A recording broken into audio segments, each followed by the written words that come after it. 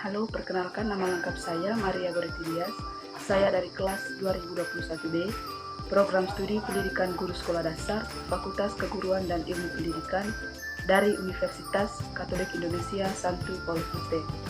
Pada video kali ini, saya akan menjelaskan mengenai hakikat HAM, jenis-jenis HAM, karakteristik HAM, dan Deklarasi Universal Hak Asasi Manusia atau sering disebut dengan UHAM. Pertama-tama saya akan menjelaskan mengenai hakikat HAM. Hakikat HAM atau hak asasi manusia adalah hak-hak dasar yang melekat pada setiap individu secara alami sebagai manusia tanpa memandang ras, agama, kebangsaan, status sosial.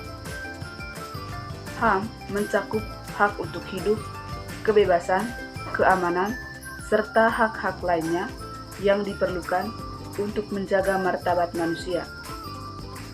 Hakikat HAM adalah sebagai wujud penghargaan terhadap martabat kemanusiaan yang tidak boleh dirampas atau dikurangi tanpa alasan yang sah. Definisi HAM menurut pasal 1 Undang-Undang Nomor 39 Tahun 1999 tentang HAM adalah seperangkat hak yang melekat pada hakikat keberadaan manusia sebagai makhluk Tuhan dan merupakan anugerah yang wajib dihormati, dijunjung tinggi, dilindungi negara, hukum, pemerintah, dan tiap orang demi kehormatan, harkat, dan martabat manusia. Dengan demikian, HAM merupakan hak yang melekat pada diri setiap individu sejak awal dilahirkan, yang berlaku seumur hidup dan tidak dapat diganggu-gugat oleh siapapun.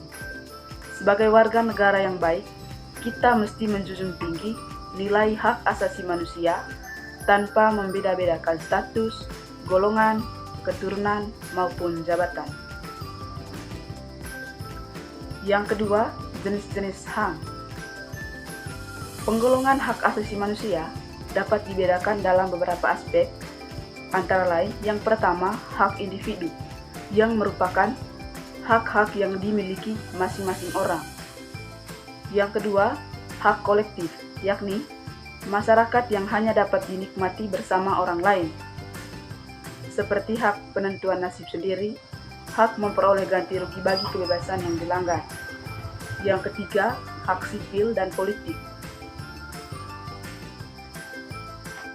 Hak sipil dan politik ini terdiri dari 27 pasal, antara lain memuat hak-hak yang telah ada dalam perundang-undangan Indonesia seperti hak atas penentuan nasib sendiri, hak atas hidup, hak atas kebebasan dan keamanan pribadi, hak atas kebebasan berpikir, keyakinan, dan beragama. Kemudian, hak yang sama bagi perempuan dan laki-laki untuk menikmati hak-hak sipil dan politik. Hak seseorang untuk diberitahu alasan-alasan pada saat penangkapan, persamaan hak dan tanggung jawab antara suami istri, hak atas kebebasan berekspresi. Kemudian, hak ekonomi, sosial, dan budaya.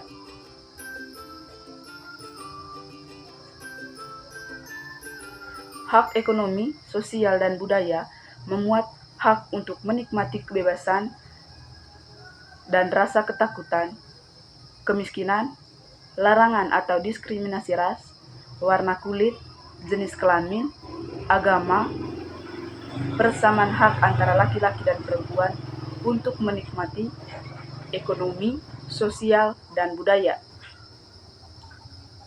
Hak untuk mendapatkan pekerjaan, hak untuk memperoleh upah yang adil bagi buruh laki-laki dan perempuan, hak untuk membentuk serikat tani, hak atas pendidikan, hak untuk bebas, dan kelaparan.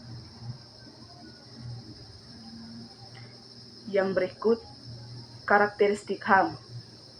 Karakteristik HAM ini terdiri dari 4. Yang pertama, hak universal.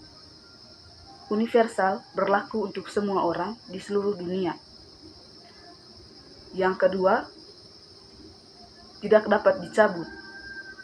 tidak dapat dicabut di sini, yaitu hak asasi manusia melekat pada setiap individu dan tidak bisa diambil atau dicabut secara sembarang. Yang ketiga, tak terpisahkan, yaitu setiap hak saling terkait dan bergantung satu sama lain. Yang keempat, hakiki. Hak ini melekat pada kemanusiaan seseorang sehingga tidak ada otoritas yang berhak mencabutnya tanpa alasan hukuman yang sah. Yang terakhir, saya akan menjelaskan mengenai Deklarasi Universal Hak Asasi Manusia atau sering disebut dengan DUHAM. Perserikatan Bangsa-Bangsa pada tahun 1948 telah mengeluarkan Deklarasi Universal Hak Asasi Manusia. Oleh karena itu, bangsa Indonesia sebagai anggota Perserikatan Bangsa-Bangsa mempunyai tanggung jawab untuk menghormati ketentuan yang tercantum dalam deklarasi tersebut, bahwa perumusan hak asasi manusia pada dasarnya dilandasi oleh pemahaman suatu bangsa terhadap citra, harkat, dan martabat diri manusia itu sendiri. Bangsa Indonesia memandang bahwa hidup tidak terlepas dari Tuhan, sesama manusia, dan lingkungan. Bahwa bangsa Indonesia pada hakikatnya menyadari, mengakui, dan menjamin serta menghormati hak asasi manusia orang lain juga menjadi salah satu kewajiban terlepas dari Tuhan, sesama manusia, dan lingkungan. Bahwa bangsa Indonesia pada hakikatnya menyadari, mengakui, dan menjamin serta menghormati hak asasi manusia orang lain sebagai suatu kewajiban. Oleh karena itu, hak asasi manusia dan kewajiban manusia terpadu dan melekat pada diri manusia sebagai pribadi, anggota keluarga, anggota masyarakat, anggota suatu bangsa, dan warga negara, serta anggota masyarakat bangsa-bangsa. DUHAM atau Deklarasi Universal Hak Asasi Manusia merumuskan 30 pasal yang mencakup berbagai hak yang seharusnya dijamin bagi setiap individu di dunia, seperti hak hidup, kebebasan, keamanan, pendidikan, dan pekerjaan. Meskipun DUHAM bukanlah hukum yang mengikat, namun banyak negara yang menggunakannya sebagai acuan dalam undang-undang nasional mereka terkait hak asasi manusia.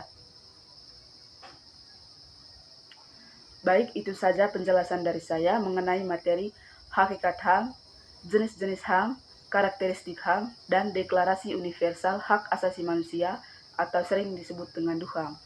Sekian dan terima kasih.